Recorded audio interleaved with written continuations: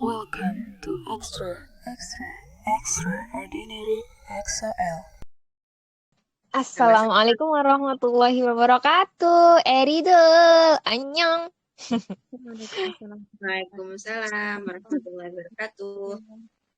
Hihi, jumpa lagi nih di Tadabbur Al-Quran bareng Extra XOL ditemenin aku sama Kalila. Jadi aku dan Kalila di sini tuh cuman bukan memfasilitasi sih, cuman nemenin aja. Jadi kita di sini bareng-bareng sama-sama belajar ya. Dan alhamdulillah kita masih di surah Al-Kahfi. Sampai ayat berapa? Ada yang tahu nggak nih? Sampai ayat berapa kitanya hari ini? Kemarin itu kita bahas ayat 25 sampai ayat 31. Sekarang itu kita mau bahas ayat 32 sampai 37 insya Allah ya. Bareng aku dan Kak Mimi. Di Kak Mimi, waduh baterai lemah sebentar. Nanti Kak Mimi bahas. Kau jadi sebutnya Kak Mimi lagi ya, Kak Lila aja deh. Tapi kebiasaan dipanggilnya Kak Mimi, ya udah nggak apa-apa ya. Kalau aku bilang Kak Mimi itu maksud aku Kak Lila. Eh, Nanti Kak Mimi bakal di bagian pertama, di part pertama, dan aku bakal di part kedua. Tapi sebelum kita mulai, yuk kita berdoa dulu. Bismillahirrahmanirrahim. Raditu billahi rabba wa bil islami dina wa bi Muhammadin nabiyya wa rasulah. Rabbi sirli sadri wa yassirli amri wa hlul 'uqdatam min lisani yafqahu qawli. Semoga Allah senantiasa memudahkan kita dalam mempelajari ini dan juga Allah senantiasa melindungi pemikiran kita dari apa-apa yang mungkin melenceng. Semoga Allah luruskan lagi ya, karena ilmu kalau hanya menjadi fitnah, kalau hanya menjadikan kita nggak bisa jadi lebih baik, itu nggak berguna. Ilmu nggak akan berguna kalau tidak bisa menghindarkan kita dari neraka dan memasukkan kita ke surga. Oke. Udah kayak orang bener belum nih openingnya? Benar. Sudah terdengar ya suara Solimi dari sisi-sisi belakang. Baru aku mau scroll loh. Mana ini orangnya? Aku baru mau gitu. Alhamdulillah sudah bersuara. Apakah Kak Mimi sudah siap? Yuk lagi. Mau Ada kemana? suspense-nya. Iya silahkan. Surga, yes. Yes, amin, ayo. Aku taunya yang Apachen punya baby lagi. Oh iya, itu memang sudah diakikohi. Astagfirullah. Yuk, lanjut silakan Kak Mimi. Oke. Ya, assalamualaikum warahmatullahi wabarakatuh, teman-teman. Alhamdulillah ya, kita ketemu lagi di Tadabbur Al-Quran Al-Kahf ini di ayat ini selanjutnya ya sebenarnya ya 32 sampai 38. Nah, di 32 dan 38 sampai 38 ini itu udah cerita yang lain. Jadi kan Al-Kahfi itu dari 4 cerita. Dia terdiri atas 4 cerita. Cerita pertama adalah pemuda Goa yang kemarin, apa-apa Goa yang kita udah bahas. Nah, cerita kedua ini tentang seorang pria dan 2 kebunnya. Jadi, seorang pria yang punya 2 kebun. Ini cerita kedua. Nah, di cerita kedua ini, kalau teman-teman tadi udah bacain juga Al-Kahfi 32 sampai 38 itu, lebih ke arah memfokuskan kita untuk sadar bahwa jannah yang sebenar-benarnya adalah jannah yang permanen. Karena ternyata people of jannah atau orang-orang yang eh, memasuki atau merasakan surga itu sebenarnya ada 2 jenis. Surga itu sendiri ada surga dunia, ada surga akhirat. Di mana yang permanen tentu surganya surga akhirat. Yang surga duniawi ini ada juga, tapi dia temporary. Maksudnya dia sementara doang. Tapi kok dibilang surga? Lah iya, karena segala hal yang kita inginkan sesuai kemauan kita, hawa nafsu kita itu semuanya ada di dunia ini. Dan kalau kita diberikan keinginan kita, semua yang kita inginkan kita diberikan di dunia ini, berarti itu kita mendapatkan surga dunia.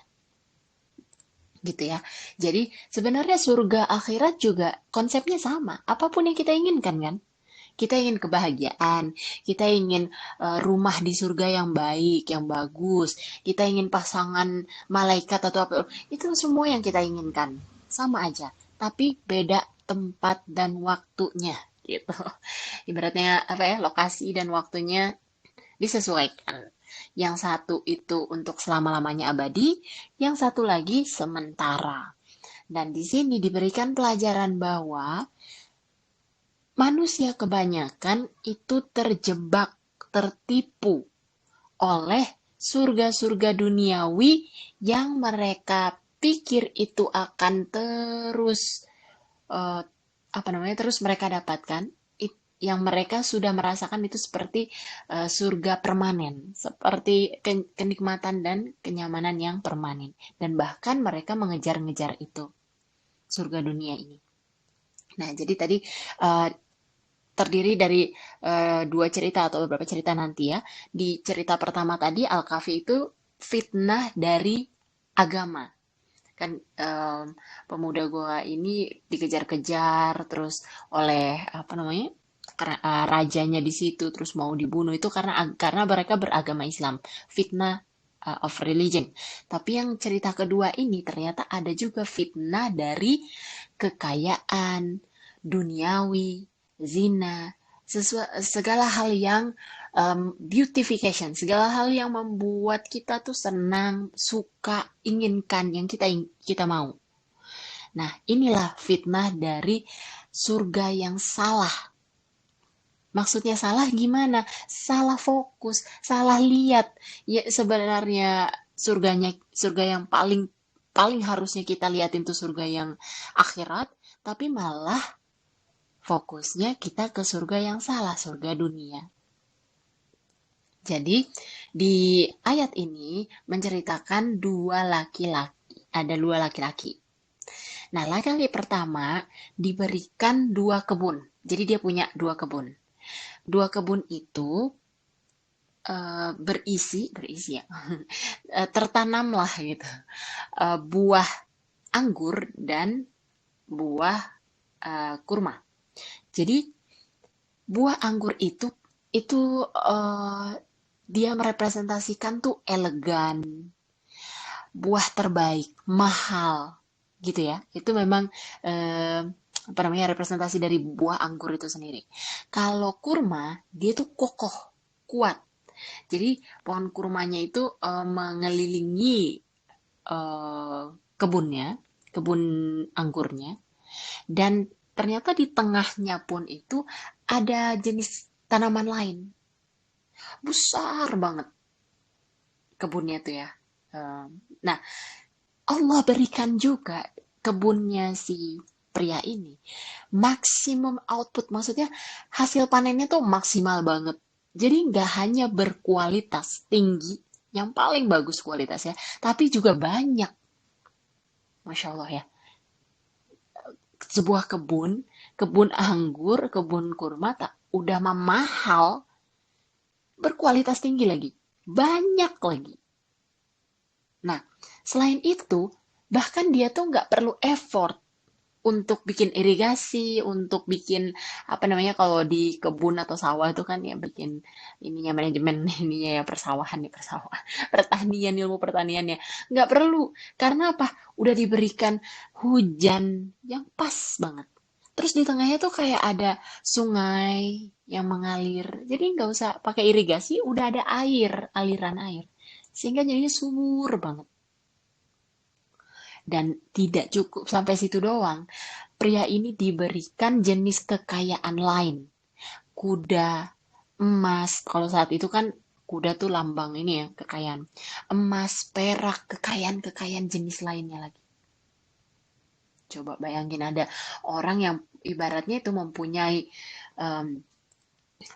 punya segala-galanya lah di dunia ini. Tapi sayangnya pria ini ngomong di depan orang-orang dengan sangat arogan. Dia bilang, aku mempunyai lebih banyak uang dan anak keturunan daripada kalian semua. Aku. Padahal di ayat sebelumnya yang kita pelajari minggu lalu tuh, kami memberikan kepada manusia apa yang mereka butuhkan, apa yang mereka, nah, maksudnya Allah menyebutkan bahwa Allah yang memberikan itu semua, bukan manusia itu. Tapi si pria ini ngomong, aku aku yang punya uang ini. Aku dapatin uang ini karena aku bekerja keras. Aku ibaratnya kalau kita tuh, oh, aku bisa lulus SNMPTN karena aku belajar keras. Karena aku tadi malam lembur belajar. Aku punya uang ini karena aku kerja overtime. Karena aku kerja di perusahaan sana, perusahaan sini. Oh, bahkan sesuatu yang apa namanya, kita kita dapatkan. Aku bikin karya ini karena keahlianku, karena aku punya keahlian ini. Keahlianku, uangku, bajuku, seolah itu adalah punya kita. Apa yang kita dapatkan karena hasil dari kerja keras kita. Jadi apa namanya? Oh, aku sarjana karena aku rajin, nggak kayak yang itu, nggak lulus karena dia malas. Enggak, kita nggak bisa ngomong kayak gitu. Nah, celakanya si prianya ini dia merasa kalau kekayaan itu, apa yang dia punya itu, adalah yang membuat dia tuh lebih baik daripada orang lain. Gak hanya kekayaan. Misalnya kita punya skill, potensi. Aku kan lebih jago daripada dia. Aku belajar lebih cepat ya. Aku lebih pinter lah daripada dia. Aku lebih kaya, lebih punya ini. Aku lebih dapat nikmat yang lebih banyak ini. Kayaknya dia enggak gitu. Itu bentuk-bentuk bagaimana kita itu benar-benar nggak punya possession, kita nggak punya andil apapun terhadap ada apapun yang ada di badan kita, di otak kita, bahkan skill, potensi, segala kemampuan itu kan termasuk kekayaan juga. Itu bukan punya kita. Jadi kita nggak bisa berpikir bahwa apa namanya, kita lebih baik daripada orang lain akan kekayaan-kekayaan itu.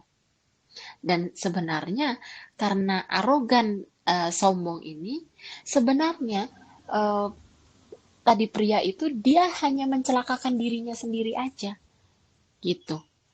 Dia nggak mencelakakan orang lain. Dia sebenarnya bukan menghina orang lain, tapi dia menghina dirinya sendiri. Karena ibaratnya gini, kayak kita bangga pakai baju bekas orang lain, dikasih orang lain yang orang lain nggak mau. Tapi kita bangga bawa-bawa ke orang-orang, nih baju gue bagus kan, padahal semua orang itu udah tahu itu bukan baju dia. Tapi kita bangga-banggain. Ini sepatu lucu kan, punya gue nih gitu. Padahal semua orang yang kita ngomong kayak gitu, mereka tahu itu bukan punya dia. Jadi mempermalukan diri sendiri. Wronging gitu, kayak apa ya? Kayak mencelakakan diri sendiri. Karena sudah salah kaprah, dikira punya sendiri, dikira karena hasil kerja keras sendiri, padahal enggak sama sekali. Dan salahnya lagi adalah kadang orang-orang tuh, oh, aku mau kerja terus nanti ada dana DPLK, ada jam sostek, dana pensiun kayak gini, gini. Oke, aku punya saldo berapa ratus juta, nanti aku kerja juga sebulan ada gaji tetap, ya bisalah untuk 7 turunan. Nyantai. Dikira kekayaan itu akan terus menerus sampai selama-lamanya, sampai 7 turunannya. Kalaupun punya 1 triliun sekarang, Allah bisa hilangkan sekejap aja. Entah uangnya yang hilang atau kitanya yang meninggal, ibaratnya gitu. Jadi kadang kita tuh berpikir, aku mau ngumpulin uang untuk masa depan. Nah, ini kadang suka salah nih. Planning ada beberapa apa namanya, kategorinya. Planning untuk sesuatu yang absurd dan terlalu berlebihan itu juga salah. Maksudnya gimana? Ngumpulin uang, ngumpulin uang, ngumpulin uang, ditaruh di tabungan, taruh di tabungan, taruh di tabungan. Tapi nggak jelas buat apa. Kecuali aku mau haji. Haji itu butuh berapa juta. Oh, berarti aku harus cari ini selama berapa lama. Itu boleh. Tapi sisa dari situ, atau kalau kita punya uang di tabungan, kita harus tahu setiap setiap sen, setiap rupiahnya itu udah ada alokasinya. Kalau ada sesuatu yang hanya untuk ditumpuk aja, ada hisapnya. Itu udah termasuk menumpuk harta. Jadi pria ini berpikir, oh aku punya kebun, punya ini, punya itu cukup lah buat hidupku nanti masa tua, pensiun aku nanti. Padahal nggak gitu. Dan dia merasa itu nggak akan pernah hilang, akan terus ada selamanya. Abada dia bilang. Padahal yang abada atau abadi itu hanya ada di akhirat. Yang dia sedang pegang sekarang adalah yang sementara. Nah, maka dari itu dia jadi sombong gitu, dia jadi arogan. Dia bilang ya ini surgaku, aku sudah mendapatkan kenikmatan, ini surga. Kenapa harus kita pusingin pikir yang surga di sana yang belum tentu ada? Dia bilang gitu. Mana buktinya? Ini sudah aku dapatkan kok surga. Itu yang aliran agak-agak nggak percaya. Ibaratnya, oh aku harus mengejar surgaku di sini. Aku harus mengejar banyak uangku di sini. Aku harus mengejar, aku harus punya ini, punya itu, punya rumah dulu, itu punya ini, punya itu. Nanti gimana? Aku nggak mau kalau misalnya aku punya suami, terus aku nggak punya apa-apa. Nanti suamiku ceraikan aku, terus aku nggak bisa mandiri. Wah, kepanjangan. Mohon maaf gitu. Banyak banget perempuan-perempuan yang berpikir aku harus mandiri dulu nih. Aku harus bekerja cari uang atau gini. Seolah seolah di sinilah tempatnya. Di sinilah surga yang harus aku dapatkan. Di sinilah aku harus menikmati. Di sinilah aku harus berjaga-jaga terhadap apa yang uh, nanti bakal buruk terjadi. Aku sudah punya backup ibaratnya. Gitu. Itu jadi terjebak di situ. Dan dari sini juga kita dapat pelajaran bahwa ada orang-orang juga yang berpikir kalau misalnya diberikan nikmat, diberikan sesuatu oleh Allah, blessing, rahmah, atau dalam bentuk apapun, itu artinya Allah menyayangi. Oh, Allah sayang sama aku, Allah suka sama aku, Allah merahmati, Allah kayaknya happy sama aku. Makanya diberikan ini, diberikan itu, diberikan ini, diberikan itu. Padahal rahmah itu untuk semua orang. Yang kafir juga kaya. Apakah dia disayangi Allah? Oh, enggak. Yang kaya banyak, yang cantik banyak, musyrikun, munafikun, itu untuk semua orang. Rahmah, rezeki, itu untuk semua orang. Bukan artinya terus yang miskin itu dia tidak disayangi Allah atau dia punya lebih banyak dosa. Kamu miskin soalnya kamu ini sih dulu sombong atau dulu begini dulu begitu. Kamu boros sih, kamu kurang ibadah kamu makanya susah mulu hidupmu. Enggak, enggak ada korelasinya, enggak ada hubungannya. Atau kita mendapatkan sesuatu itu karena Allah suka sama kita senang. Enggak sebenarnya. Itu emang udah rezekinya. Rezeki kita. Rahmahnya Allah. Tapi nggak ada korelasinya Hmm. dengan apakah Allah apa namanya pria ini berpikir bahwa oh aku punya banyak harta dikasih oleh Allah rahmat berkah kayak gini berarti Allah sayang sama aku. Lalu kalau dia bilang kalaupun ada surga yang akhirah itu pasti aku mendapatkan lebih baik daripada ini. Di sini aja aku udah dikasih yang baik. Allah sayang sama aku. Apalagi di akhirat, pasti aku diberikan lebih baik. Allah aja sayang aku di dunia. Menyayangi aku, happy sama aku di dunia. Apalagi nanti di akhirat, pasti aku dikasih lebih banyak kenikmatan surga. Aku pasti diberikan surga akhirat. gitu. Jadi eh, antara surga duniawi dengan surga akhirat ini itu benar-benar kadang suka tipis banget. Karena terlalu tipis nih, banyak orang-orang tertipu. Apa yang dikejar, apa yang dia rasakan, apa yang dia dapatkan, bagaimana melihat sesuatu, bagaimana dia juga mengapresiasikan sesuatu, apakah ini milik milik kita atau enggak, bahkan anak sendiri aja bukan milik kita. Membanggakan anak kita di depan orang lain, itu juga termasuk dari bentuk apa namanya, seolah kepemilikan. Ini anak pinter karena gue yang ngajarin, misalnya.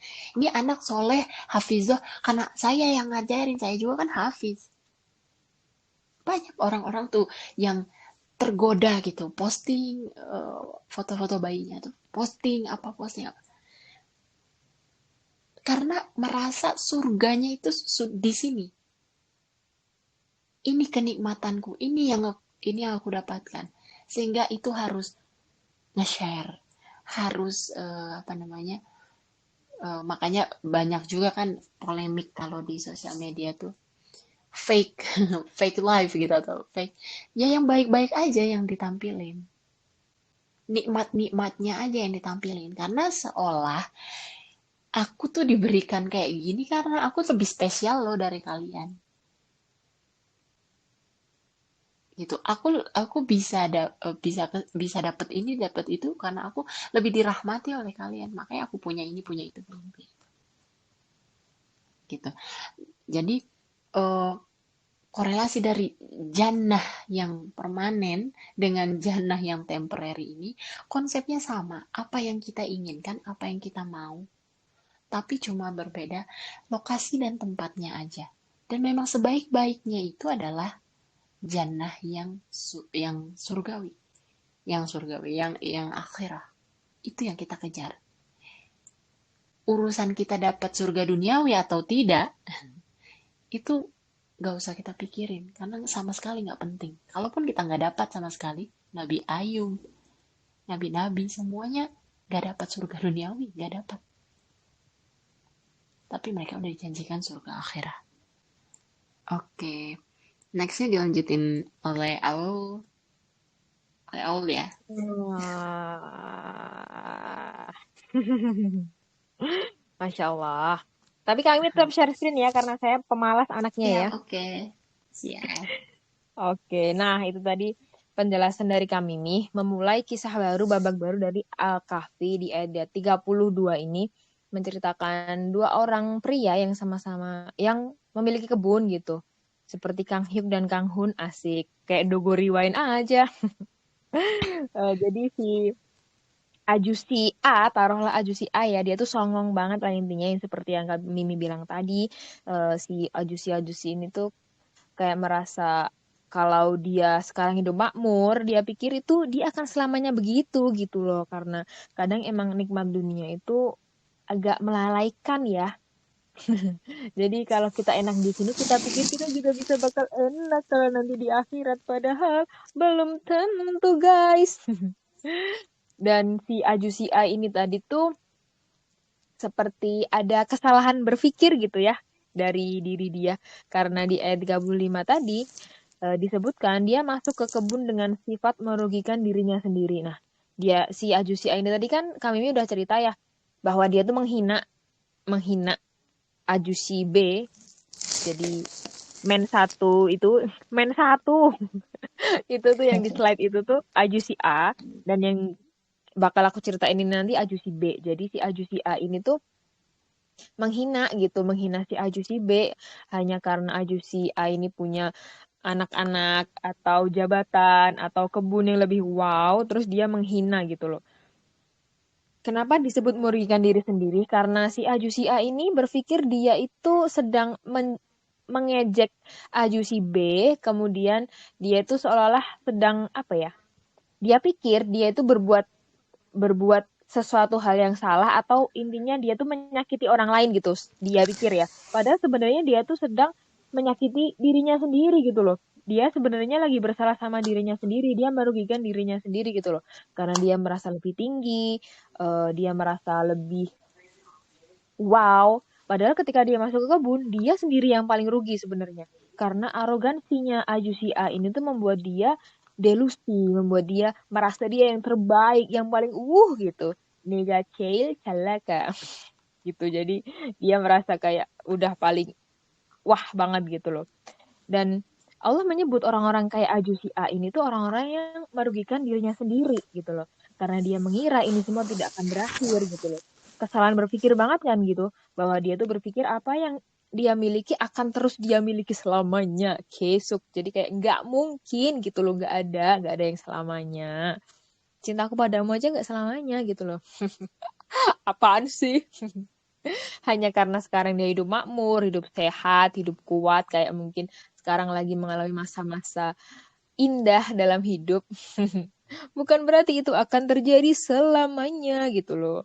Dan si Ajusi A ini tuh berpikir surga, dalam tanda kutip ya, surga kecilnya dia ini yang ada di dunia ini tuh bakal abadi. Itu jadi ceritanya Ajusi A itu menghina Ajusi B. Dan sekarang di ayat 36, kita masuk di ayat 36. Mana Y? Oh ya ini. Al-Qur'annya mesti digeser dikit. Asik. Oke, aku bakal bacain terjemahannya dulu ya di ayat 36. Dan aku kira hari kiamat itu tidak akan datang. Dan sekiranya aku dikembalikan kepada Tuhanku, pasti aku akan mendapat tempat kembali yang lebih baik daripada ini. Nah, ini kesalahan berpikir yang tadi aku bilang. Dia merasa kalau di dunia hidupnya enak, nanti di akhirat juga bakal enak. Karena kan di dunia dia tuh merasa Allah sayang sama dia ya. Jadi di akhirat pasti Allah lebih sayang sama dia. Tapi tidak, kamu pede sekali Ferguso. Tidak semudah itu gitu loh maksudnya. Mana ada orang sombong terus di akhirat hidupnya enak. No, karena kita juga kita sering dengar bahwa tidak akan masuk surga barang siapa yang di hatinya terdapat kesombongan barang sebesar biji zarah. Jadi sombong itu no karena akar dari segala dosa itu memang sih kesombongan. Kalau kita merasa lebih baik daripada orang lain, ana khairu minhum. Nah, udah itu kelar, hidup kita kelar kalau kita udah merasa ana khairu minhum itu tadi ya. Karena setan pun dulu Azazil ya, kalau kalian tahu. Tahu lah ya.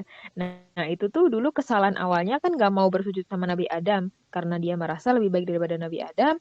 Dan dia jadi membangkang sama perintahnya Allah. Dan itulah yang bikin dia sampai sekarang berusaha ya punya proyek besar-besaran untuk mengarahkan manusia mengikuti mereka.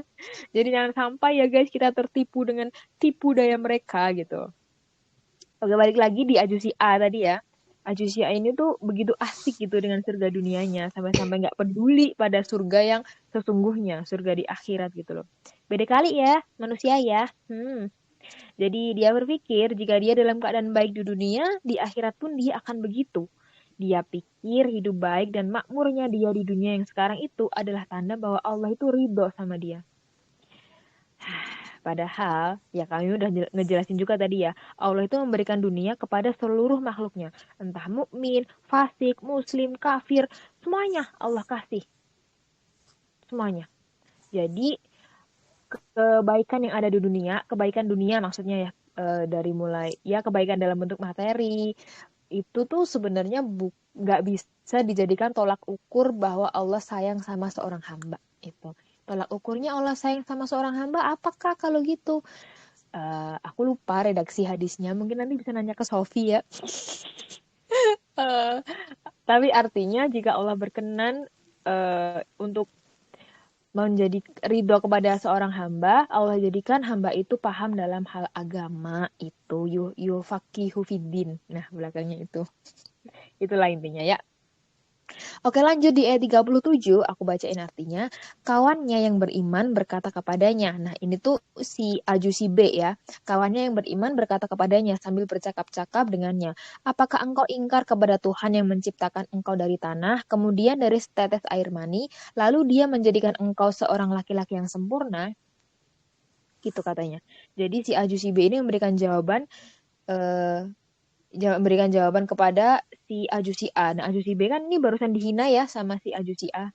Tapi Ajusi B ini memberikan jawaban seperti ini bentuknya terhadap hinaannya si Ajusi B. Terhadap hinaannya si Ajusi A. Maaf ya. Jadi bayangin aja lah keadaannya ketika kamu lagi santuy duduk terus tiba-tiba ada teman kamu datang bilang gini, kampus aku tuh lebih bagus sih dari kampus kau, swasta ya. Terus kadang ada yang bilang, kerjaan aku tuh lebih bagus sih daripada kamu BTW ya. Kerjaan aku tuh lebih enak daripada kerjaan kamu. Terus tiba-tiba mungkin aja ya ada yang bilang gini, tiba-tiba dia ngaca di spion kita terus bilang, oh ternyata muka aku tuh bersih ya, cantik ya. Kayaknya lebih bagus nih daripada muka korang. Jadi muka korang kok jerawatan begitu, kamu nggak pernah cuci muka ya? Dan segala macam ya mungkin ya. Kalau kalau aja nih, kalau kita ada di posisi Ajusi B, kira-kira apa yang akan kita lakukan dengan perkataan teman kita yang seperti itu? Kalau aku sih, wah udah. Ini udah pasti sih ya kalau aku ngebales sih. Pasti kan ya naluri ya kalau kita dihina itu kayak self love-nya kita tuh terlalu tinggi apa ya. Jadi kita tuh pengennya tuh pengen ngebales gitu loh. Pengen mempertahankan diri jadi kayak semacam apa ya, ada upaya defensif gitu kan ya. Ya itu naluri sih, wajar. Semua orang kalau merasa terancam pasti ingin mempertahankan diri itu wajar. Cuman yuk kita lihat kelakuan bukan kelakuan ya, kalau kelakuan vibe-nya kayak negatif ya. Kita lihat akhlaknya Ajusi B. Saat dia dihina, apa yang dia lakukan? Ketika dia dihina, kebun aku lebih bagus daripada kebun kamu, anak-anak aku lebih bagus daripada anak-anak kamu. Apa yang dia lakukan? Dia diam terhadap penghinaan itu. Tapi di saat Ajusi A ini bilang, aku tuh kayak gini tuh karena usahaku sendiri. Nah, berarti kan sebenarnya Ajusi A ini tuh selain sedang menghina Ajusi B, dia juga menghina Allah kan. Nah, disinilah saat Allah dihina, Ajusi B ini nggak diam. Dan si Ajusi A tadi kan dia juga menyepelekan hari akhir, kayak merasa dia akan aman-aman terus gitu loh. Dan ini tuh udah masuk ke ranah perkara keimanan gitu loh. Ya, next nih. Di ayat 37-nya ini ada kata akfarta. Apakah kamu ingkar? Akfarta, kafaro itu. Akfarta itu kata tanya ya. Fi'il amr, azik, fi'il amr. Aku nggak tahu guys, aku nggak belajar bahasa Arab. Jadi kata dasarnya adalah kafaro. Jadi kafaro itu artinya menolak, kafir gitu ya. Menolak Allah, atau bisa juga diartikan dengan tidak bersyukur kepada Allah, kufur, kafir, kufur. Jadi lawannya kafir itu iman, lawannya kufur itu syukur. Jadi kita bisa agak-agak mengumpulkan ya, mari kita list dosa Ajusi A. Ngelis dosa udah kayak malaikat aja kita. Tapi ya dari cerita ini kita bisalah meraba-raba apa sih kira-kira kesalahannya Ajusi A ini. Yang pertama, dia menantang hari kebangkitan. Dia kayak merasa aman dari hari kebangkitan. Yang kedua, dia menafikan Allah atas apa-apa yang dia miliki. Jadi kayak ya arogan gitu loh. Apa yang aku dapetin sekarang itu karena usahaku gitu loh. Kalau orang bilang tuh usaha tidak mengkhianati hasil, asik. Jangan gitu ya. Dan yang ketiga, si Ajusi A ini meremehkan Ajusi B, berarti kan dia udah meremehkan orang lain karena tidak memiliki apa yang dia miliki. Nah, di sini makna utama kafaro di sini adalah thankless, jadi alias nggak bersyukur gitu loh. Bagaimana bisa kamu segitunya nggak bersyukur dengan yang menciptakan kamu gitu loh. Seolah kalimat dari Ajusi B ini kepada Ajusi A itu kayak gitu.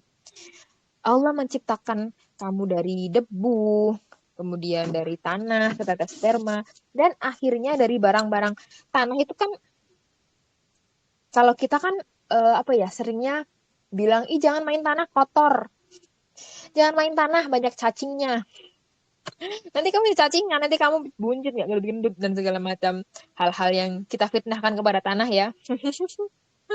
Jadi kita berasal dari debu yang nggak berguna, yang nggak bernilai, kita dari tanah. Bahkan penciptaan kita dari rahim ibu kita pun berawal dari tetes sperma. Sperma itu hal yang najis ya, sperma itu ya. Jadi, sperma itu najis nggak ya? Bentar, nanti kita buka buku fikihnya lagi ya guys. Jadi, tapi itu kan yang jelas itu hal yang menjijikan ya bagi kita. Jadi kalau ada pun harus segera dibersihkan gitu kan ya. Nah, kita tuh berasal dari hal menjijikkan seperti itu, dan Allah ciptakan, Allah proseskan itu sehingga kita bisa jadi manusia seperti sekarang guys, yang cantik, yang matanya dua, hidungnya lubangnya dua, telinganya dua, yang kalau konser sering dibilang Erida nomu ipuda, katanya ipuda, kita katanya cantik. Nah, Allah tuh membuat kita tuh dari barang yang hina menjadi yang seperti sekarang ini, yang cantik, yang glowing, yang sekarang alhamdulillah ngaji, masya Allah, ih gemes. Oke lanjut. Dan tahu nggak sih poin Ajusi B ini mengatakan ini itu adalah untuk menyadarkan hakikat Ajusi A. Jadi hakikat menyadarkan dia bahwa dia itu manusia gitu loh, bahwa kamu tuh berasal dari bukan apa-apa dan Allah menjadikan kamu seperti sekarang. Kok bisa-bisanya Anda sebegitunya bersyukur dan ingkar sama keberadaan Allah gitu loh ya. Dan yang perlu kita perhatikan juga, jangan pernah kita mengira bahwa kita lebih baik daripada yang lain. Ya siapa kita gitu loh. Kalau udah mengingat hakikat manusia itu, kita jadi lebih lebih bisa sadar diri gitu loh.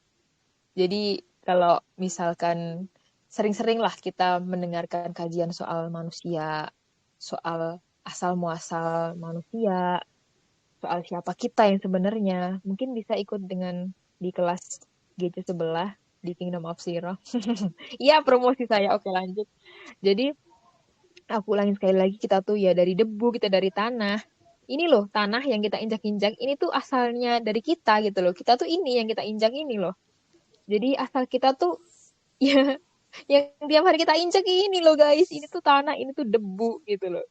Bahkan kalau tanah ini kena tangan kita, kena kaki kita, atau kena kepala kita, kita pasti langsung ngebersihin kan. Ih kotor, kotor, kotor. Kayak adik kita aja kalau main tanah kita suka bilang, jangan main tanah, kotor dek. Kok adik sih ponakan ya, udah punya ponakan ya, tante. Ini tante-tante ya. Atau saya doang nih yang tante-tante. Oke lanjut. Jadi tanah itu sesuatu yang kita anggap kotor gitu ya.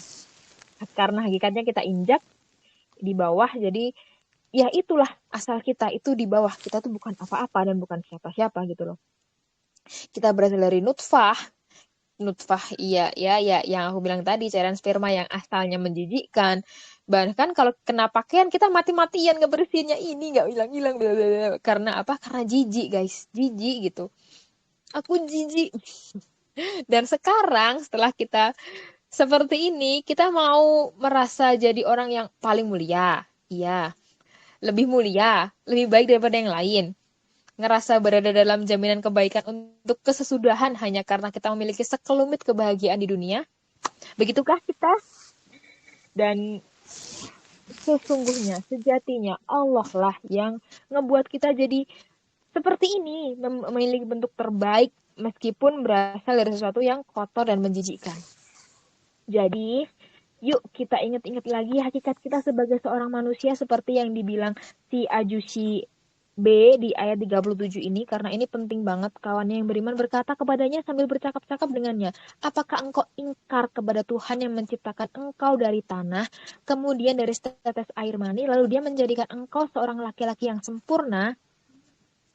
Gimana? Kita dari tanah, kita dari hal yang hina, menjijikkan, masih mau sombong kah? Astagfirullahaladzim. Semoga kita terhindar ya guys dari itu tadi,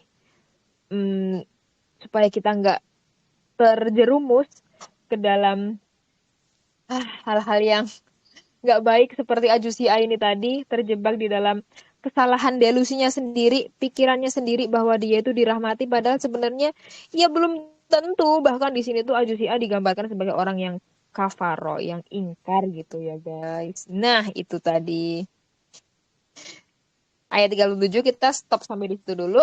Dan pekan depan kita bakal ngebahas tentang si Ajusi ini tadi masih kita perdebatkan dan kayaknya bakal lebih seru lagi nih. Jadi tunggu pekan depan ya di ayat 38-nya. Oke. Mau nanya, sharing-sharing. Silakan. Iya, silahkan. Oh, Silmia, Kak Silmia Putri. Afanya, oh tadi Afanya ganti. Oh ini, Afanya Wonduk. Bias aku Ya, juga tuh Wonduk. langsung Kak. Iya, silakan. Ya kan? Makasih sebelumnya Kak. Kan tadi Kak Lila sebut kalau rezeki diberikan Allah itu tidak tergantung tidak ada sangkut pautnya dengan iman Kak. Iya Kak. Kan Allah Iya, memberikan betul. kepada siapapun, Mm, baik itu kafir maupun muslim maupun mukmin. Tapi kalau benar. yang kayak di Ibrahim ayat 7 tuh yang la in syakartum la azidannakum tuh Kak, wala in kafartum inna azabi lasyadid tuh Kak. Yang jika Maka akan ditambah. nah, itu gimana Kak? Nah, iya, Masya Allah. Tadi siapa tadi yang nanya? Aku gak lihat namanya. Iya Kak. Eh, oh iya, Kak Silmia Putri. Masya Allah, Kak Silmia. Bener banget. Ini juga, aku ini dulu nanti Aul ya. Gak apa-apa. Em, Memang sering banget orang tuh bilang kalau apa namanya nanti Allah akan menambahkan lagi. Tapi kalau kita mentadaburi ya di Ibrahim di surah Ibrahim itu ayat itu sebenarnya gini, konsep ditambah itu kan ada dua, kualitas atau kuantitas. Yang kita kejar apakah banyaknya atau berkahnya. Kita mungkin punya sedikit uang, tapi kalau kita sedekahin yang sedikit itu, dan kita niat tulus untuk Allah, berkah pahalanya tuh besar. Tapi kalau kita punya banyak uang, kita sedekahin cuma sedikit, atau bahkan kita sedekahin banyak nih, tapi niat kita nggak untuk Allah atau kurang tulus, berkahnya sedikit. Maksudnya ditambahkan apa? Ditambahkan berkahnya. Kadang manusia lihatnya tuh secara fisik, secara kuantitas. Oh, kalau dia sedekahin 1 juta, nanti dia akan dapat 2 juta. Dia akan dapat 10 juta. Kan di apa berkali lipatnya 70 kali lipat katanya. Berarti nanti aku dapat 70 juta. Sistemnya nggak begitu. Allah nggak kasih kayak, oh ya terus nanti hitung ini. Kayak. Enggak. Yang hitungan Allah itu di luar pikiran kita. Karena apa? Nanti yang berlaku bukan hitungan kamu 70 juta di dunia, kamu dapat nikmat lebih banyak di dunia, kamu kalau memberikan lebih nanti kamu dapat lebih di dunia. Enggak. Tapi apa? Dihitungnya tuh di akhirat. Apa maksudnya ditambahin? Ditambahin pahalanya berkali lipat ditambahin di akhirat. Yang tadinya kita cuma sedekah 10.000 atau 100.000. Padahal kita cuma punya uang 500, punya uang 300, tapi kita sedekahin tuh 100.000. Itu kan 30% dari uang kita ibaratnya. Gede banget. Tapi kita tuh, tapi gak dilihat dari kuantitas nominalnya. Ada orang kaya 1 triliun, dia kalaupun dia sedekahin 10 juta atau 100 juta, kita nganggepnya gede kan? Karena yang kita lihat kuantitas. Padahal sebenarnya yang Allah akan tambahkan itu kualitas, keberkahannya. Maka akan di ayat Al-Ibrahim itu, maka akan ditambahkan kualitasnya, keberkahannya. Yang tadinya kita cuma mungkin kasih makan ke tetangga kita, pahalanya ibaratnya poinnya 10 gitu. Kalau kita mau hitung-hitungan pahala nih. Tapi karena kita niat ikhlas dan lebih baik dalam syariatnya, ditambahkan kualitas pahalanya jadi 100 pahalanya. Dan itu nggak bisa kita lihat. Dan itu bukan dalam bentuk fisik atau kuantitas. Nanti aku dapat lebih banyak kalau aku enggak. Bukan hitungan dunia. Gitu sih. Sepengetahuan aku. Mungkin aku mau nambahin. Silakan. Oh iya. Iya, Masya Allah, Kak Silmia, Masya Allah. Soal surah Ibrahim tadi, la in syakartum la azidanakum, maka redaksinya yang benar apa sih artinya? Jika kalian bersyukur, maka aku akan menambah nikmat untuk kalian gitu ya. Dan kalau kalian kufur, siksanya amat pedih gitu ya kayaknya ya. Semoga nggak salah. Dan sebenarnya nih, benar yang kata Kak Mimi tadi bilang, nikmat ditambah itu bukan cuman soal kuantitas, tapi mungkin aja di soal kualitasnya. Dan kalau pun kita lihat ya, Allah itu sebenarnya bukan menjanjikan dunia dalam ketaatan yang kita lakukan. Jadi kalau kita taat, kita bersyukur kan berarti kan bentuk ketaatan ya. Kalau kita bersyukur, kalau kita taat itu Allah nggak menjanjikan akan aku kasih hujan emas di depan rumah kamu. Enggak kayak gitu. Jadi nggak menjanjikan sesuatu, nanti kalau kamu bersyukur sama aku, nanti anu deh, rezeki kamu udah, bukan rezeki ya, gaji kamu udah pasti lancar. Enggak kayak gitu. Jadi Allah tuh bukan menjanjikan dunia dalam ketaatan yang kita lakukan. Tapi yang dijanjikan Allah dengan ketaatan yang kita lakukan di dunia itu adalah rezeki. Nah, ini konsep rezeki ini nih sebenarnya. Karena rezeki dan nikmat dari Allah ini cakupannya luas banget. Bisa berupa kedekatan dengan Allah, bisa berupa kesehatan, bisa juga dalam bentuk rezeki yang duit gitu, bisa dalam bentuk makanan, keluarga yang sehat, keluarga yang rukun.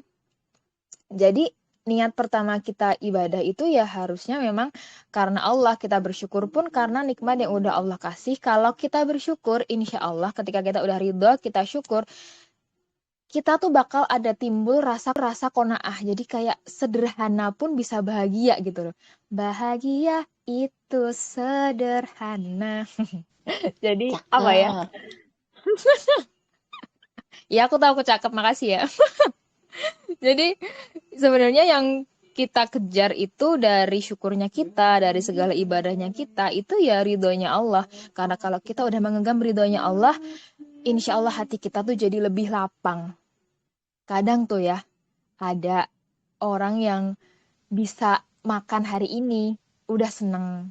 Itu tandanya rezekinya Allah lapangkan, Allah kasih qanaah di hatinya, Allah ridho mungkin ya sama orang itu. Jadi bahagia meskipun mungkin bagi kita itu bukan apa-apa.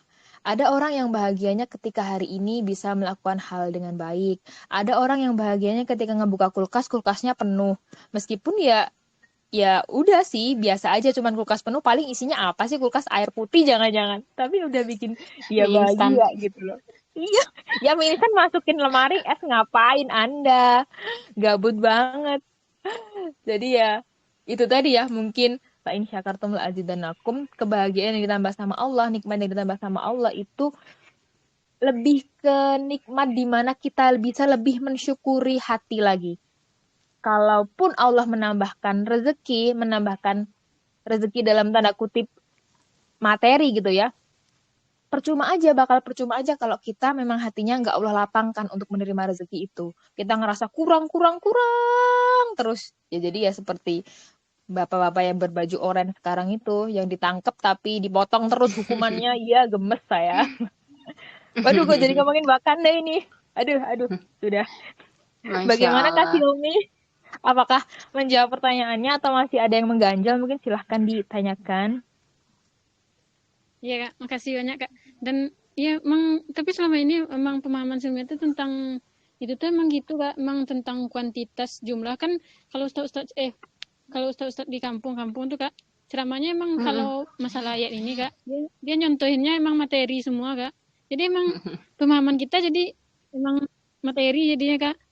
Ayat ini. Benar. Ya Kak, makasih.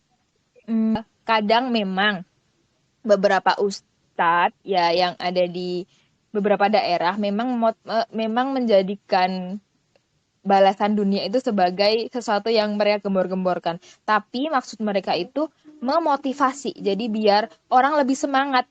Misal kayak sholat. Kita tahu ya sholat duha itu yang terkenal kan faidahnya memperlancar rezeki. Nah, biar orang tuh ya ada, maksudnya lebih semangat aja. Jadi posisinya Kak Silmia menjadikan hal-hal seperti itu tuh sebagai motivasi aja. Tapi tetap yang paling utama niat dalam beribadah itu, niat pertama itu ya karena Allah.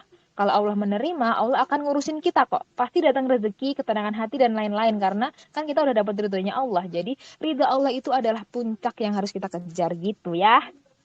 Semangat! Kadang juga mungkin karena di kampung ada mayoritas orang-orangnya tuh berpikirnya masih literasinya gitu. Jadi ya masih menyesuaikan gitu. Takutnya kalau misalnya ini kan harus bertahap nanti pemahaman akidahnya akan kalau kita bilang rezeki itu ketenangan hati, nggak semua orang akan memahami itu. Jadi dengan memudahkan mungkin ya husnuzonnya gitu ya. Ya kalau di perkampungan itu yang ibaratnya bahasanya bisa masuklah ke ibu-ibu dan bapak-bapak yang di kampung itu ya sebenarnya hal-hal seperti materi gitu. Iya, mungkin jadi ya disesuaikan sama pendengarnya gitu ya. Insya Iya, betul Allah. sekali Oke, Kak. makasih Kak Silmia. Semangat.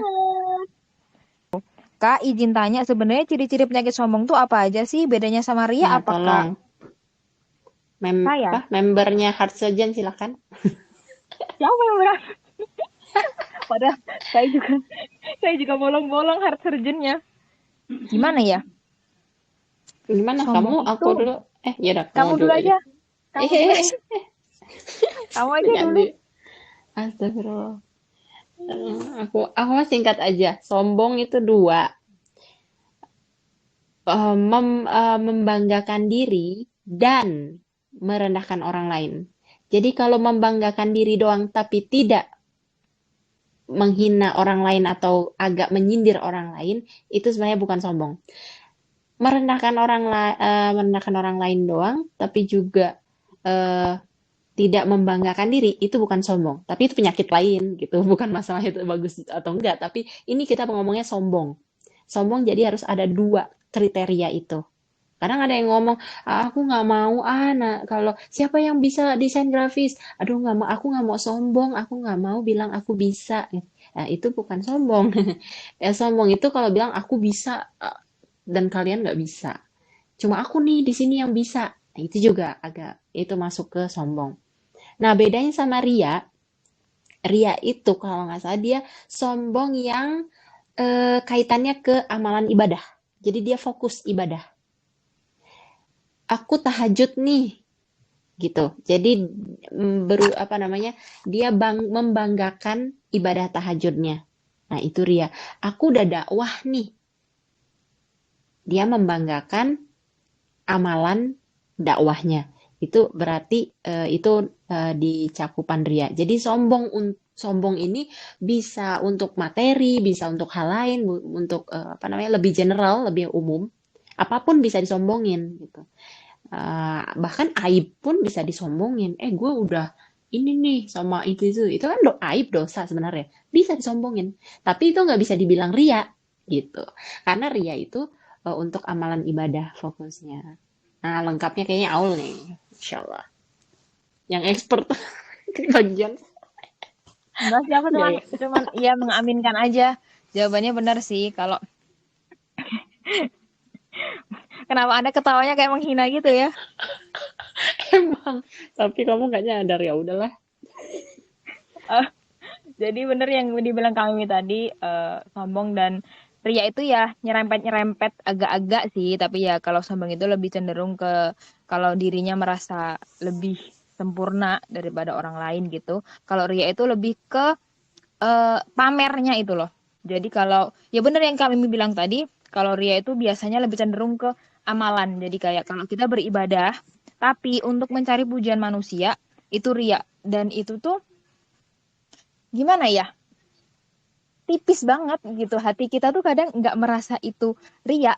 Misalkan apa ya? Kita aku aja nih misal apa ya aku ya gini aku di sini nemenin nemenin Eridel tadabur terus niat aku tuh biar aku tuh kayak diketahuin nih aku tuh suka ngetadaburin ayat Al-Quran. Nah padahal sebenarnya nggak boleh kayak gitu. Nah itu tuh namanya aku sedang riya ketika aku beribadah, ketika aku melakukan kebaikan tapi aku tuh mencari pujian manusia biar dibilang oh makasih ya Kak Aul, biar dibilang jazakillahu khair ya Kak Aul. Kadang emang posisi hati itu semudah itu untuk berubah. Jadi kita pun ini satu pelajaran lain ya. Kita pun dalam memuji orang usahain jangan sampai berlebihan sehingga takutnya itu merusak niat mereka di awal gitu loh. Karena niat itu segampang itu untuk berubah. Hati yang awalnya tawadu, hati yang awalnya rendah dan biasa aja bisa jadi sombong dan kemudian melakukan riya hanya karena pujian gitu loh. Pernah dengar nggak sih ketika ada sabda Rasulullah yang bilang eh, untuk apa sih? Aku lupa redaksi tepatnya gimana, tapi intinya kalau dipuji disuruh menyiram orang yang memuji dengan pasir. Karena apa? Sebahaya itu. Sebahaya itu niat bisa berubah. Secepat itu niat bisa berubah hanya karena pujian dari orang. Jadi hati-hati juga nih sama pujian dari orang karena hati kita tuh kayaknya seperti tahu ya guys, lemah gitu ya, gampang hancur, Lembek ya. lembek ya. Kadang-kadang kita cuci pakai keran langsung aja bisa pecah di tengah. Jadi ya mohon maaf nih dijaga baik-baik ya.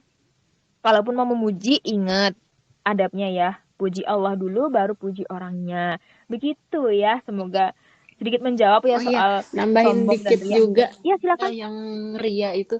Jadi kan kita melakukan ibadah, amalan ibadah tadi dengan niatan. Jadi ada niat di situ. Niatnya itu selain Allah.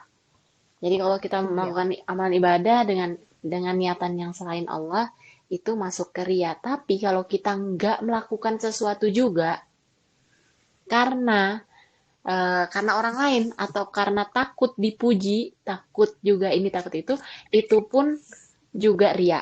Jadi kita udah niat nih mau dakwah, tapi takut nanti dibilang sok suci, takut nanti aku kan belum bisa apa-apa sebenarnya, terus gak jadi melakukan amalan ibadah yang sebenarnya baik, itu juga ria karena kita nggak jadi melakukan karena perkataan orang lain, karena takut takut juga sama orang lain gitu. Berarti kan kita melakukan itu bukan buat Allah. Kalau kita lakukan buat Allah, pasti kita lakukan itu. Meskipun kita merasa niat aku udah bener nggak ya, itu on the way bisa dilatih. Kayaknya niat aku belum buat Allah nih, aku nggak jadi dakwah, aku nggak jadi nge-share postingan, kayak niat aku belum tulus. Nah itu udah ria, karena tidak jadi melakukan sesuatu juga, gitu. Gitu sih Iya, teman-teman. jadi melakukan atau tidak melakukan sesuatu karena manusia, nah itu tanda-tanda tuh ya. Tanda-tanda bahwa harus ada yang harus diluruskan gitu dari hati kita dalam beramal gitu loh ya. Jadi kalau apapun baik buruk itu patokannya jadikan Allah sebagai satu-satunya patokan kita gitu loh ya. Karena kan eh, Setuju. kadang ya itu tadi loh orang-orang yang kayak belajar ilmunya udah banyak, orang banyak mendengarkan perkataan dia, itu tuh gampang banget bisa terjangkit yang namanya sikap sombong ya. Jadi merasa dirinya udah wah gitu ya. Itu tadi ya seperti Ajusi A itu tadi ya. Jadi kalau udah kita ngerasa paling wah itu juga kita mesti waspada banget nih. Kadang bisa timbul rasa nggak seneng nih kalau ada orang yang biasanya ngedengerin kita dia ngedengerin orang lain. Jadi kayak ya itu Nah, tadi anak khairum minhum udah itu masuk penyakit bahaya. lain tuh. Hasad, Iya, iri hati, iya. dengki, Nah, itu bisa masuk semua dari itu, dari anak khairum minhum merembet-rembet. itu tadi gitu loh. Ya, hati-hati aja kalau semisalkan omongan kita didengar itu juga sesuatu yang mesti kita senantiasa mintakan perlindungan sama Allah ya. Karena saat Nah, semakin banyak orang yang menjadikan kita referensi, syaitan itu makin ini godanya tuh makin pinter gitu loh ya. Karena orang-orang pinter tuh upgrade. kadang bener digoda dengan kepandaiannya biar sombong dan orang bodoh digoda agar melakukan hal yang salah karena dia nggak tahu ilmunya. Nah itu jadi setan itu kayak triknya itu loh, main-main, pintar sekali dia. Jadi hati-hati ya dengan sikap sombong dan sombong itulah yang melahirkan riak guys. Jadi ya, marilah kita putus mata rantainya. Marilah kita putus mata Sombong rantainya. tanda tak mampu. Itu iri bos, mohon Sombong maaf. bu. Oh, bukan jauh-jauh. Oh, Lagunya beda, iri. lagunya Oh, beda, salah. lagunya beda. Aku Mohon gak maaf ya. inget lirik. Aduh, malu Live dulu ya. Assalamualaikum. Iya, terima kasih Dava Amalia. Iya, makasih. Kak Dava Amalia ini satu line sama adik aku 00 Masya line. Allah. Kenapa kalian di sini semua muda-muda sekali? Wah, nggak apa-apa. Kita juga muda, Apanya? Apanya? mudah-mudahan masuk surga. Amin. Amin. Ih, Umi Farah mah kakak Aul ih. Amin. Yuk, Ayo, mungkin ayo, ada ada yang lagi, mau ada lagi. ditanyain Ayo. selanjutnya atau dikomplainkan, dikomplainkan atau mungkin punya pandangan Dikomplain. lain nih seputar ayat yang tadi kita bahas, ayat 3 ayat berapa sih Ditanya, tadi? silakan ditanya, diobral. 32 sampai 37. Mungkin ada 38, yang punya side 37 kan opinion 38. nih. Silahkan. Kak Kiko enak tahu nanya. Kakak izin tanya kalau Masya lagi haid boleh Allah. wudhu nggak sih? Boleh wudhu nggak sih kalau lagi Mm-mm. haid? Boleh wudhu atau enggak Nah, kalau lagi aku haid? pernah dengar kajian itu kalau memang yang nggak diperbolehkan memang kan beribadah, puasa, sholat. Tapi kalau menjaga wudhu boleh-boleh aja, gak ada masalah. Karena itu juga bagian wudhu itu kan bagian dari menjaga kebersihan. Sekarang aja semua orang wudhu tuh, mau non muslim juga wudhu mereka, cuci tangan, ya kan takut kan keluar dari luar cuci tangan, cuci badan semuanya mandi bahkan gitu. Ya, Mandi mereka junub bukan? jaga gitu. Iya, coba. Mandi besar mereka. Astagfirullahaladzim. Mandi besar ya justru mereka ya. Jadi kalau jaga wudhu mah, Masya Allah itu bagus. Malah itu kan mempertahankan habit ya. Ibaratnya kalau kita udah habit, kita wudhu terus sebelum tidur, sebelum apa, sebelum apa. Boleh, nggak masalah kok. Itu wudhu kan bukan bukan ibadah, Iya, bukan insya bentuk Allah nggak ibadah yang apa-apa. wajib. Kalau wudhu cuman gini, aku mau nambahin sedikit pendapat Mm-mm. lain dari yang dikemukakan Kak Mimi ya. Ya alhamdulillah kalau kita punya habit untuk menjaga wudhu dan untuk mempertahankan habit itu meskipun haid kita tetap menjaga wudhu kita itu nggak apa-apa. Tapi ada beberapa ulama yang berpendapat bahwa kalaupun kita wudhu ya itu nggak apa-apa. Cuman ya kita nggak menjadi dalam tanda kutip suci ya. Karena kan kita wudhu itu tujuannya bukan cuma biar bersih tapi biar suci juga kan. Karena kita posisinya lagi haid jadi kayak ya udah sih. Kamu mau wudhu juga nggak apa-apa tapi yang nggak ngefek gitu loh. Ada yang berpendapat seperti itu gitu loh. Jadi kalau mau wudhu ya nggak apa-apa. Kalau haid nggak ambil wudhu ya nggak apa-apa. Cuman kalau aku lagi nggak haid, aku lagi haid, aku nggak wudhu kecuali pas mau bobo aja sih karena aku pengen ngambil Mager sunnah ya. aja sih. Astagfirullahaladzim. Anda kok tahu? Kan sama. Jadi, jadi aku ambil yang sunnahnya itu aja. Tapi kalau emang mempertahankan wudhu dengan dalil memang udah terbiasa dan mempertahankan sunnah yang udah dipertahankan ya silahkan nggak apa-apa gitu ya. Insya Allah nggak Tapi apa-apa. itu bukan artinya kita suci gitu. Terus misalnya Iya kalau karena kan apa namanya takut jauh-jauh nih dari non mahram itu takut kesenggol, aku kan udah wudhu padahal mah haid gitu. Gitu kadang kalau ada yang kalau kayak gitu dari kan. non mahram kan emang harus dijauhin. Anda mah Oh iya ya. Oh iya. ngadi-ngadi nih. Iya tuh Kak Farah juga bilang, soalnya ada juga yang berpendapat kalau haid mau wudhu itu melecehkan wudhu. Ya, Oh, ya ada yang berpendapat ya gitu. itu baperan kayaknya. Astagfirullahaladzim. Iya, apa-apa dibilang kayak melecehkan coba. Apa-apa Bukan dibilang melecehkan. bukan Iya loh, baper, mungkin itu kalau lebih Baper. berhati-hati. Anda Oh mah iya iya betul hobi betul. seuzon banget. Heran, Aduh, udah lapar ya. keluar nih julidnya. Udah jam 10 ya? Oh iya, udah deket nih jam 10. Udah deket, udah memasuki saatnya, waktu Indonesia berjulid. Iya, udah benar. Waktu saatnya Indonesia berjulid, benar. Cinderella berubah menjadi utik abu sepertinya. WIJ kita. Waktu Indonesia julid. Julid, waktu Indonesia julid. Gitu. Ya itu tadi ya Tapi emang soal bener-bener wudhu. zaman sekarang Mhm. tuh harus pinter-pinter mencari referensi ya. Karena apa Betul. aja di TikTok ada gitu loh. Kalau kita ngerasanya punya. Jangan sampai ya kita dengan TikTok sebagai kitab ya. Soalnya aku lihat itu di TikTok ya kan selama ini kita tuh ini aja kan wudhu aja gitu kan karena kita berpendapat kayak gitu nggak bakalan bikin suci cuman ya karena udah habit aja tiba-tiba ada yang kayak gitu perempuan lagi Jadi haid parno ya.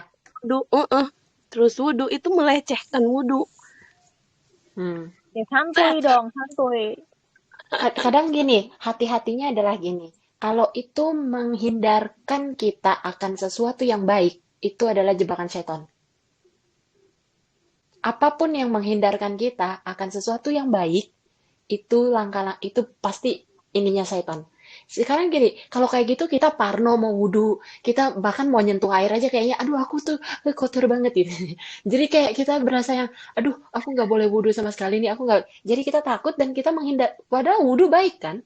Baik, bagus, Benar. bagus. Jaga habits kita bagus. Terus kita mau sholat, itu kan sunahnya tadi yang Aul bilang kan? Sunahnya sebelum tidur wudhu. Ya terus kita malah jadi nggak lakuin sunnah dong. Kalau kayak gitu, aku kan haid. Aduh, aku takut melecehkan wudhu. Gitu. Jadi kagak wudhu deh pas mau tidur. Sunnahnya nggak dapet. Itu menghindarkan kita dari sesuatu yang sunnah. Udah jebakan syaitan. Hati-hati sih kayak gitu juga. Ngeri banget ya Ya, di TikTok. hati-hati kalau kita dihindarkan dari sesuatu yang baik dan benar ya, karena sunnah itu kan udah benar, jelas benar itu. Jadi kayak hati-hati kalau kita sampai, ya itu tadi kita berhenti dari melakukan sesuatu hanya karena orang lain. Jadi ya perlu bang, ya untuk melihat peringatan itu bagus, cuman yuk ditelusurin lagi apakah itu benar seperti itu ataukah tidak gitu loh ya. Dan oh iya satu hal lagi, ini aku kemarin habis dapat cerita, hati-hati kalau teman-teman Eri nemu amalan-amalan aneh yang ada di TikTok ya. Jangan langsung diamalin, jangan langsung kayak menjadikan itu sebuah patokan yang harus dilakukan hanya karena tergiur atas apa yang mereka dapatkan. Hati-hati ya dengan amalan-amalan kayak gitu. Kemarin itu ada yang bilang, kalau mau dapet jodoh, misal kalau mau dapet apa ya, Mimi jangan dicoba ya Mi. Eh, kalau mau apa namanya dapat jodoh baca ini sekian kali, terus ada satu kalimat dalam bahasa Arab yang disebut terus menyebut nama si yang orang yang kita sukai. Nah itu hati-hati banget. Aku berharap teman-teman Eri bisa lebih bijaksana dalam memilah-milah apa yang akan dilakukan, apa yang mau diamalkan, karena sesungguhnya yang kita cari itu ridhonya Allah. Buat apa sih kalau kita bersanding sama orang yang kita suka tapi Allah nggak ridho? Dikasih, mungkin aja dikasih, tapi beda ngasihnya. Kalau kita dikasih dengan keridoan, dengan kita dikasih dengan penuh kemarahan, itu beda, akhirnya beda. Gimana kalau ternyata orang yang kita suka, yang kita doain itu tadi jadi jodoh kita, tapi Allah ngasihnya kayak, nih buat kamu nikah aja sama dia, terserah mau apa. Bukan dengan rahmahnya Allah gitu Allah ngasih. Pasti kan bakal beda kan? Kalau Allah ngasihnya, ini nih aku kasihin jodoh khusus buat siapa ya? Khusus buat Kak Indri misal. Ini jodoh buat Kak Indri nih. Ini buat kamu ya Indri. Ini jodoh buat kamu insya Allah. Kalau kamu sama dia, kamu bisa jadi lebih baik. Kamu bisa jadi improve. Bisa jadi pribadi wanita yang jauh lebih baik dan selamat dari api neraka. Nah, apa tahu begitu Tadi kan apa kita berapa kali tadi? mulai kan? Bukan dia nih. Jadi hati-hati ya. Mau amalan lulus SNMPTN, amalan diterima di tempat kerja jadi PNS, jadi hati-hati banget ya, minta aja sama Allah, udah biar Allah yang atur gitu ya. Minta detail itu nggak apa-apa, meminta hal-hal dunia ke Allah itu nggak apa-apa, cuman lurusin lagi niatnya. Kalau kita berdoa sama Allah karena kita butuh sama Allah, bukan karena kita pengen menjadikan Allah sebagai perantara kita mendapatkan dunia gitu ya guys. Masya Allah. Dah. Mungkin dari kalian ada closing statement nih dari apa yang kita bahas hari ini. Closing. Ya, Masya Allah teman-teman. Dari ayat 32 sampai 38 ini, yang cerita kedua dari Al-Kahfi, kita bisa dapat insight bahwa apa yang kita kejar itu sebenarnya adalah yang abadi.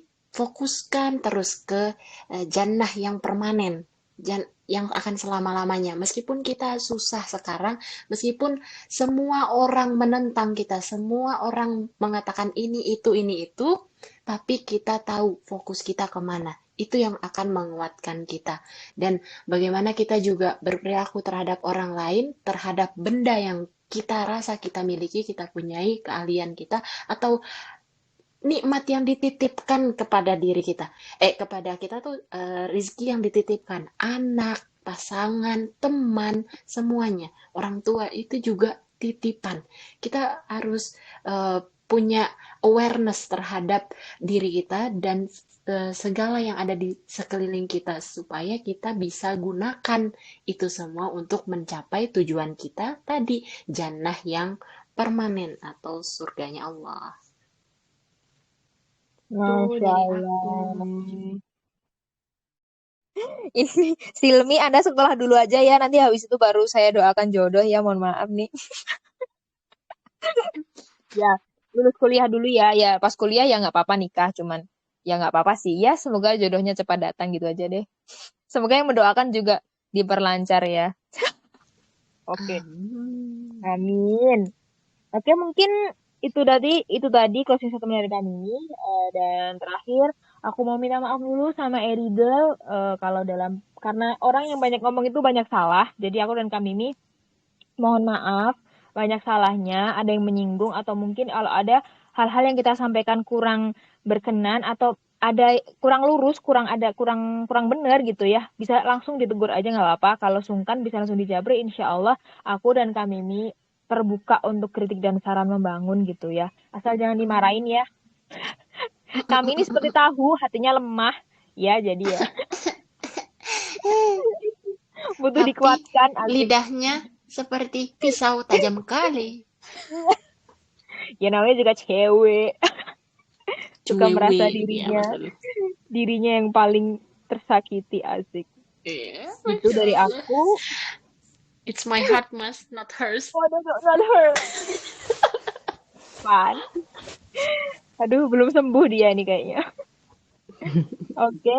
Subhanakallahumma bihamdika asyhadu an la ilaha illa anta astaghfiruka wa atubu ilaik. Wal asri innal insana lafi khusrin illa ladzina amanu wa amilus solihati wa tawassaw bil haqqi wa tawassaw bis sabr. Aku kembalikan ke Fani. Halo Fani. Halo, halo. Oke, Oke, silakan. oke. eh, Makasih Kak Aul dan Kak Lila atas sharingnya malam ini. Semoga bisa bermanfaat buat teman-teman. Oke, karena sekarang udah jam 22.05. Mungkin dari teman-teman ada yang mau itu lagi nggak nih? Eh, Nanya atau sharing lagi? Kayaknya udah ya.